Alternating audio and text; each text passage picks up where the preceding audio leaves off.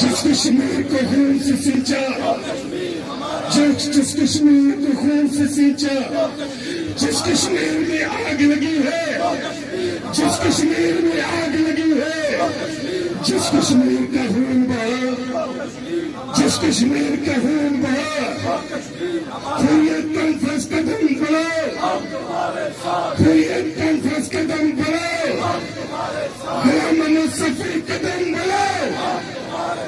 بہت بہت شکریہ، بہت شکریہ۔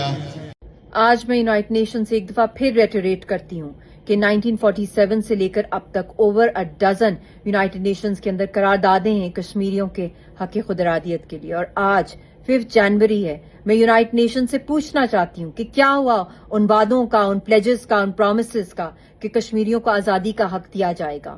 اور جو دنیا کا قانون ہے، کیا وہ اندھا، گونگا، بہرا ہو گیا ہے؟ کیا اس کو نظر نہیں آ رہا ہے کہ کشمیریوں کے خون کی ندیاں بہ رہی ہیں؟ 77 ایئرز سے کشمیریوں پہ جینوسائیڈ ہو رہا ہے، وار کرائمز اور ایتھنک کلینزنگ ہندوستان کر رہا ہے۔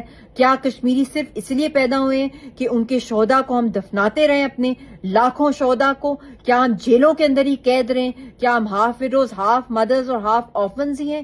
کیا ہم نے ڈریکونین لاز کے تحت ہی زندگی گزارنی ہے؟ کیا ہمیں ایک عام انسان کی طرح جینے کا کوئی حق نہیں ہے؟ کیا دنیا نے، یونائٹڈ نیشنز نے یہ فیصلہ کر لیا ہے کہ ہندوستان کی ہٹ دھرمی کے سامنے انہوں نے گھٹنے ٹیک دیے ہیں؟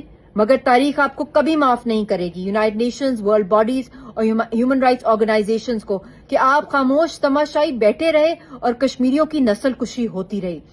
مگر اس کے ساتھ ساتھ تاریخ بھی اور دنیا بھی گواہی دے گی کہ کشمیریوں نے اپنے خون کے آخری قطرے تک اس جہاد کو، اس جہاد مسلسل کو چلایا، اور انشاءاللہ تعالی فتح ہمارا مقدر ہے۔ مگر افسوس کہ دنیا چپ رہی اور دیکھتی رہی اور کشمیری قربانی دیتے رہے۔